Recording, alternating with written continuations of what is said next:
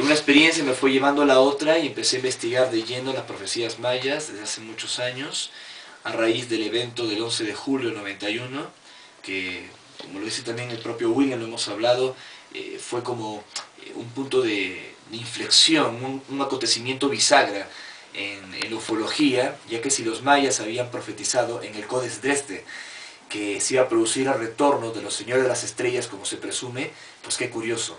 Así que empecé a investigar todo este tema, viajé a México, a Centroamérica, estuve en algunos congresos allí, hablando con historiadores, antropólogos, con gente de la INAH, y fruto de esta investigación y las experiencias que hemos tenido, he publicado mi 6º libro, después del 2012, que acabo de presentar en la Feria del Libro de Madrid, gracias a Dios exitosamente, ¿no? Así que ha sido parte del tema que hemos hablado hoy en el Hotel Tequendama. Y que se fue absolutamente toda esta tarde en el hotel, no quedó una sola copia. Sí, en realidad me quedé alucinado porque no habíamos terminado la conferencia y los libros ya habían volado. Incluso mi propio amigo William Chávez, es un importante investigador OVNI aquí en Colombia, se quedó sin un ejemplar, pero se lo debo, lo digo aquí públicamente en la radio.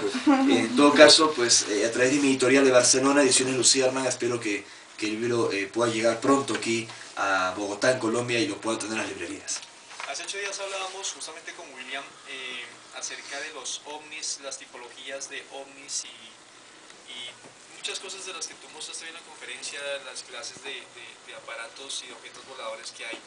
Antes de adentrarnos un poco en lo que tiene que ver con las profecías mayas, cuéntanos esa experiencia, o sea, la primera experiencia fue la telepática que nos cuentas cuando estabas estudiando, el break que tuviste y todo, pero cuando llegas a entrar en la nave, cuando realmente los llegas a ver, cuando realmente existe el mensaje, cuéntanos un poco así como rápidamente, de todo ese movimiento que hay cuando ya se comunican directamente contigo y se dejan ver físicamente y se dejan ver de una forma holográfica y todo. Sí, fueron diferentes experiencias. Primero los sientes, luego los escuchas y después les ves. Habitualmente sigue ese orden de cosas. Pero cuando hablabas de la Hermandad Blanca, que es un término esotérico que describe a un grupo de maestros que estarían viviendo en un mundo subterráneo, no que la tierra sea hueca, todo esto está conectado con la leyenda de Shambhala, la capital de la ciudad de Agartha, que tanto menciona el budismo tibetano. Ese tipo de experiencias las vivimos en las expediciones a la Sierra Roncador en el Brasil, en el Monte Oreb en el Sinaí, en Monte Shasta en Estados Unidos, en Mongolia en el desierto de Gobi, o en el Paititi cuando fuimos a la zona suroriental de Perú. Pero el contacto extraterrestre fue otra experiencia. Estamos hablando de entidades de aspecto humano que llegan del universo o del cosmos y que nos han citado a lugares en particular de Perú. Te hablaba del desierto de Chilca, al sur de Lima, donde empezaron las experiencias de los hermanos Carlos Paz y Sisto Paz Wells, del grupo Rama, y también los testimonios del periodista español Juan José Benítez, ¿no? Cuando era un corresponsal del diario La Gaceta del Norte de Bilbao. Esto lo expliqué hoy en la conferencia. Pues en ese mismo escenario, el 24 de febrero del 2001, había sido citado por estos seres para acompañarles en un viaje, no a sus mundos de origen, sino a una base artificial que ellos poseen detrás de la luna. No me tomé ninguna ayahuasca ni nada raro antes de venir aquí, ¿no? Realmente esa experiencia, y no tienen por qué aceptarla la gente que nos escucha, me ocurrió. Fui acompañado de otro grupo de personas que me sostuvieron, digamos, espiritualmente durante el incidente, durante el contacto, apoyándome con sus meditaciones y su compañía en el desierto. Yo me alejé de una zona donde se iba a producir el fenómeno y efectivamente el cielo se empezó a nublar, luego de unos avistamientos, todos fuimos testigos de esto, y cae como una luz sólida que forma un círculo de unos 10 metros de diámetro en el suelo. Un ser que me había recibido en esta experiencia en el desierto, un hombre de aspecto nórdico, un verdadero gigante, 2,70 metros de estatura, de ojos color miel, el rostro muy blanco y un cabello largo y platinado que le desmayaba por detrás de los hombros, que se comunicaba mentalmente conmigo y decía llamarse Antarel. Me sugiere pararme en el círculo luminoso, lo cual hice, y sentí que todo mi cuerpo se encogía, que mi cuerpo quemaba, como si una fuerza estuviese aplastando mi cabeza, y de pronto mis pies perdieron contacto con el suelo, y fui arrancado por una fuerza alucinante hacia arriba. Yo cerré los ojos porque el fulgor brillante, blanco, fue realmente, pues, intenso. Y en un santiamén estaba pisando otro lugar, no era el pedregoso suelo de Chilca, 60 kilómetros al sur de la ciudad de Lima, en mi país, en el Perú, sino que estaba en otro lado. Todo era blanco, era brillante. Pero eso es en cuerpo físico, ¿verdad? Hombre, estaba allí físicamente, lo recuerdo con la misma claridad que la ensalada caprese que me he comido hace un par de horas en el restaurante del Hotel de Kendama. Muy recomendable, por cierto. O sea, fue absolutamente real. No fue un sueño, no fue una experiencia que me hubiese gustado mucho que alguien me demostrase que esto fue un sueño, porque me costó asimilarlo. Porque una cosa es aceptar que no estamos solos en el universo, y luego confrontar con tu realidad cotidiana que estuviste dentro de un aparato no humano, con un grupo de entidades de aspecto humano, aunque diferentes a nosotros, con una tecnología inimaginable, con una sabiduría profunda, que me transmitieron muchas cosas allí. Mencionaba rápidamente en la conferencia que, por ejemplo, no vi palancas, botones o instrumentos mecánicos con los que ellos controlasen lo que sería esa nave, sino que habían como unas esferas de energía y ellos introducían sus manos en esas esferas de energía y era como si su psiquis formase parte de todo ello. Yo calculo haber estado entre 5 o 7 horas dentro de este aparato y también dentro de la propia base orbital.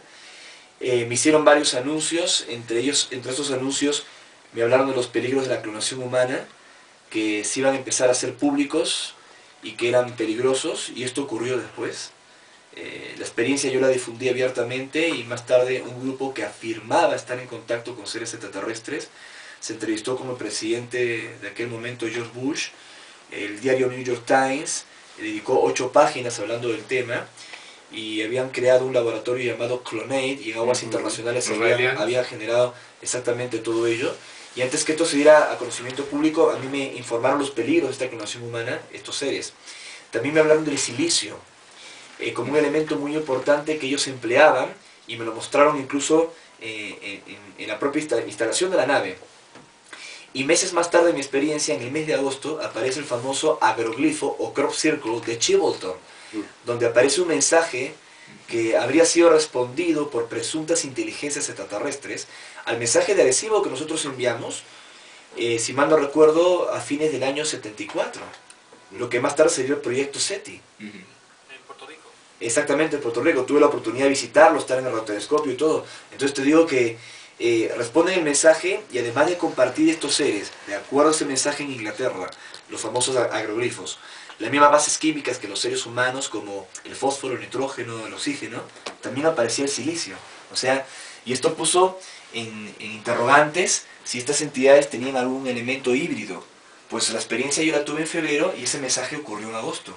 Otra cosa que me dijeron es que entre el 2 y el 12 de septiembre de ese año habían detectado un foco de tensión en los Estados Unidos y que llevaría a Estados Unidos por ese foco de tensión que ubicaron en la ciudad de Nueva York a un conflicto con Oriente Medio. Y que más tarde, si no se hacía nada, ese conflicto se iba a extender e iba a involucrar a China. Y si involucraba a China, se iba a desatar un conflicto mayor a nivel mundial. Yo viajé a Estados Unidos a pedido de ellos. No es de que ocurrió el atentado o el incidente de las Torres Gemelas y luego yo aparecí en la televisión y dije, sí, me lo dijeron, sino que aparecí antes, ¿no? En importantes programas de radio y en conferencias. Una de ellas fue en el Griffith Park, una conferencia abierta para 1500 personas en Los Ángeles. Y estuve entrevistado por tu colega, un locutor de radio, Renan Armendáriz Coello, que en ese momento era el locutor más escuchado de Estados Unidos, en habla hispana y en habla inglesa. Lo escuchaba más que Art Bell en Coast to Coast, para que tengas una idea. Entonces, con él anunciamos la conferencia y hablamos de todo esto.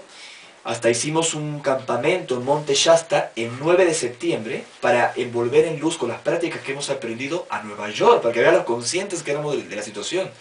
Entonces yo estando en Estados Unidos, ese año estaba viviendo en Estados Unidos, cuando pasó todo el tema pues de las Torres Gemelas y las vi caer, cuando semanas atrás yo había estado dentro de ellas y había cenado en el restaurante que estaba en el último piso, fue una cuestión como muy intensa, ¿no? Entonces cuando me preguntas qué sentí cuando estuve en la nave, las cosas que me dijeron y las experiencias que hemos afrontado, ¿qué cosa quieres que te diga? Esto fue realmente impresionante. Ha sido tan fuerte para mí no solo haber estado en la nave con ellos, sino también haber enfrentado los medios de comunicación en Estados Unidos, haber hablado de todas estas cosas y luego ver cómo se caían estas torres, muriendo miles de personas y con el pretexto de que fue un ataque terrorista extranjero. Pero no hablemos de ese tema si es que quieren continuar con este programa de radio. Sí, mejor tú reservado.